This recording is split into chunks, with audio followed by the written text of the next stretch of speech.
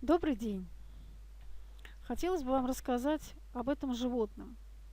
Это удивительное животное зовется коала. Ну, я вот когда смотрю на него, у меня такое впечатление создается, что мне охота взять его вот на руки и подержать, прижать его к себе, погладить.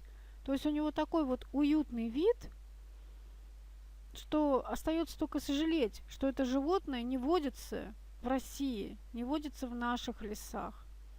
Потому что действительно вот эти животные, коалы, они какие-то вот необыкновенные. У них цвет, окраска до такой степени все сочетается с их внешностью, с их такими ушками, носиком, глазками, что, конечно, хотелось бы даже дома иметь это милое, доброе животное. Всем желаю удачи. Всем желаю познакомиться с этим зверьком.